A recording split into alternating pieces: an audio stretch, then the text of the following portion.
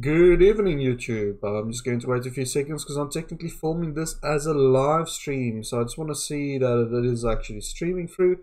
It'll only take a second or two. Until then, you can have a look at the background there. It is going to show you the PlayStation Mini and all of the games that Sony has decided to launch with the system. And then what we're going to do is we're going to do a quick rundown of the games, and I'm just going to give you my input on the games. And so far, I think that they chose a very good list of games to get released with the system. So first game on the list is the only one that I've not actually played with. I didn't play this when the system came out, it wasn't in my collection. And that's Battle Arena Toshinden, which as far as I know, it's a one-on-one fighting game. It's very similar, or looks very similar to, what's it called? Virtual Fighter. That's a little arena and stuff, and I don't know, I think this was just a cop out just to fill out the list. So this is a game I can't really say much about. It looks good, and I'm looking forward to giving that a go. The next game that they chose is Cool Borders 2. Anyone that owned the system can remember that Cool Borders 2 was very similar to Tony Hawk's Pro Skaters 2. The only difference is that, of course, it's snowboarding, and there was like mini races and stuff on there. Awesome game. Very glad that they chose that. They also chose another classic, which is Destruction Derby. Basically, you choose a vehicle and then you have to go into an arena and you have to destroy all of the other vehicles by driving into them, and there's also like stunts and stuff. Awesome game. We've got Final Fantasy VII, which they originally told us that they're going to release, so nothing interesting there. Very fun game. I'm glad that at least one Final Fantasy made it onto the system. They also chose Grand Theft Auto 1. Now, Grand Theft Auto 1 is a very interesting game, as in a lot of the features that you would expect from a Grand Theft Auto game was more or less launched with Grand Theft Auto 2.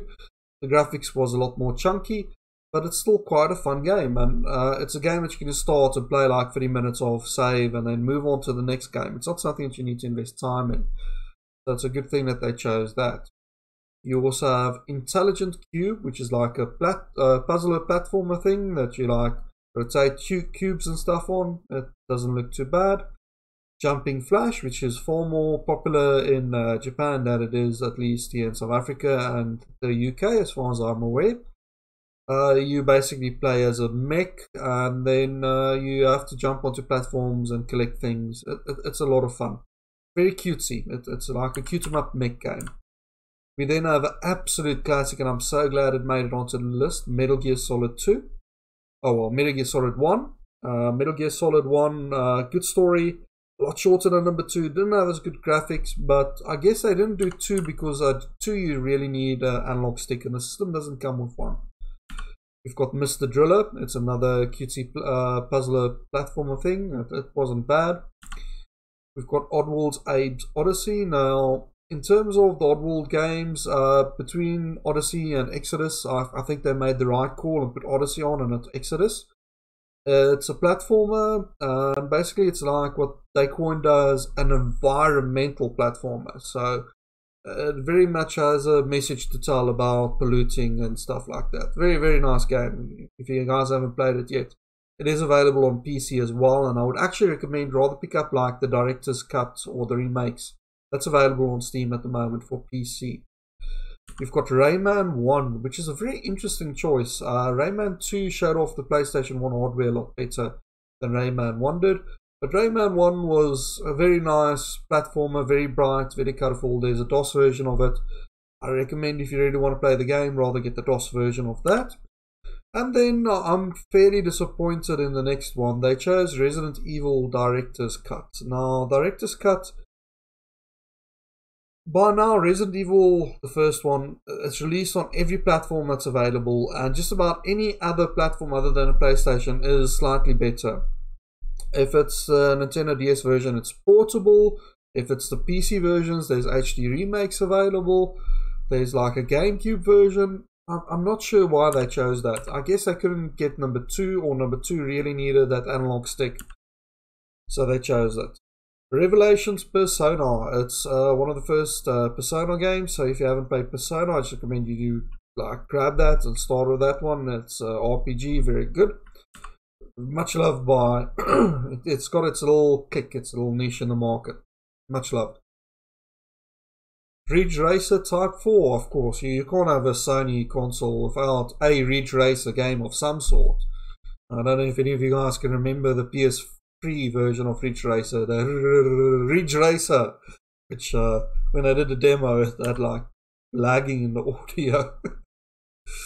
Super Puzzle Fighter 2 Turbo. It's like a mixture between Puzzle Bubble and Street Fighter.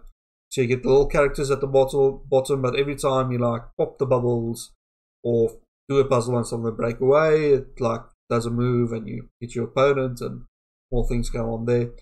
A very, very nice game if you're going to do 2 players. Siphon Filter. So it's not as important as what it was when it was released today. But back when this came out, the 2 main competing stealth third-person action games was Metal Gear Solid and Siphon Filter. Very nice game, glad they made it. And then you've got Tekken 3. And not going to talk about it, one of the best 1 versus 1 action games on the system by far. I'm very happy that they made it. Tom Clancy's Rainbow Six is next, and I don't know why this is on here. It's an oddball title. It wasn't that good. It had its following, it had its fan base, but the game itself, there was better things on the PlayStation available, so I don't know why it made it. Not a bad game, but they could have done better. It's for those of you that don't know the Rainbow Six series, you've basically got a team that breaches into buildings and you have to help them go into buildings and save hostages, that sort of jazz. Not that good of a game. Then you have Twisted Metal, the first one, and I'm fairly sure they chose this because they had to do a license deal to get Grand Theft Auto with Rockstar, so I'm fairly sure they got that like in a bundle. But that's not a bad thing. It's a fantastic game. It's post-apocalyptical vehicle game. It's very similar to the Carmageddon games of the past.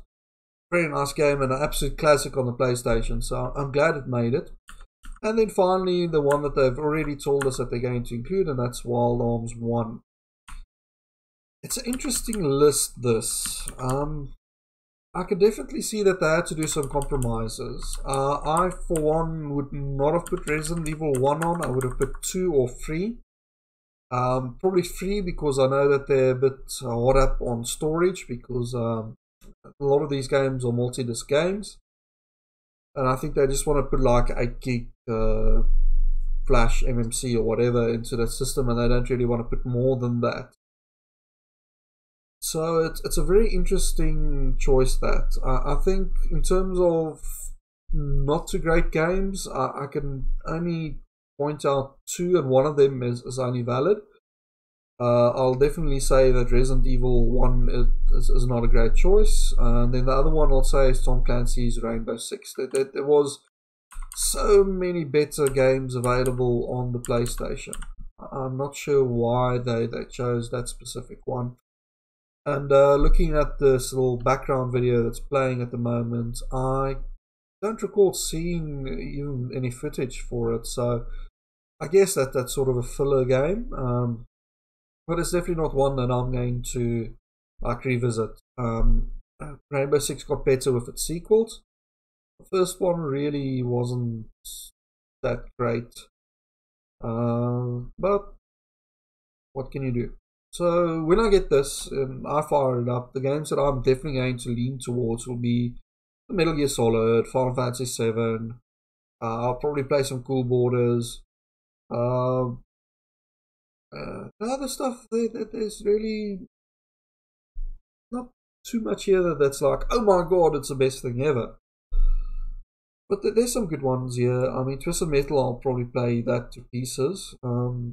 But that's really about it. I'll still play the rest of it, but like on and off. Some games here that definitely had better ports, like Rayman, the PC version was a lot better. as well as Abe's Odyssey. So I just really hope that the system is hackable. When the hackers get to it, we can then install things like Resident Evil 2, Resident Evil 3, because I think that's a must-have on this portable system. Hopefully, the system will also work with proper DualShock controllers. I've got a feeling because it's a USB interface, it's just going to be plug and play, because they're probably running some sort of scaled back Linux in the background. Oh, there's Rainbow Six. So they just they do show like 3 seconds of Rainbow Six. It's an interesting combination, but I would like to see a native port of Doom on here. Not that the Doom port for PlayStation was terrible, but it wasn't the Doom engine. It was basically its own custom engine, and they ported the maps over and the enemy types and stuff. And I remember that it had like distortion on the walls and stuff. But the system has a lot of potential, especially for modding and things. So I don't think that they've done a bad job by selecting these. I mean, the NES Mini and SNES Mini, there's only about 4 games on each one that I truly like enjoy, that I went, oh my god, I must play that. So this is no different. It's going to be a bit more expensive. I'm hoping that by the time it hits South Africa, they're not going to destroy me on price. But I'm definitely going to pick one up. I'm not going to pre-order it. I don't think anyone is offering pre-orders for it in South Africa anyway. But it's definitely going to be on my Christmas list, and when it comes out, I'll grab it and I'll play it. I'll play a lot of it, because it'll be nice to finish Final Fantasy VII again on this system, and it gives you a good opportunity to. From what I can tell from the gameplay videos, it looks like they're just upscaling. They're not applying any screen filtering or anything. They don't. At least they don't show it off. And it looks good. It looks crystal clear and things, but I don't know if we can trust the game footage. It's one of those things, I guess. Gameplay looks good. I think they did good. So once again, guys, this is just a quick one. I'm going to make this video public shortly, and directly after we're going to play some games. I'm not sure what we're going to play today, but I'll find a nice game that we can play. But yeah, HP Zeta signing off, and if you guys like the video, please thumbs up. If you guys dislike the video, feel free to hit the down vote. If you think that I have bad opinions about the game, let me know in the comments. That's what the comments are for. And I, for one, like to reply to comments and like to talk, because the first step is just making the video. The second step is the community. So I'm really happy with this. What's interesting here is the PEGI ratings. I just spotted this now. It's 18, 18, 15, 16, 18, 18, 21. So most of the countries rated this as 18, even though by today's standards, the games are absolutely laughable. Nonetheless, anyway, I'm just postponing the inevitable. Thank you guys. Thank you for watching. Cheerio. Bye.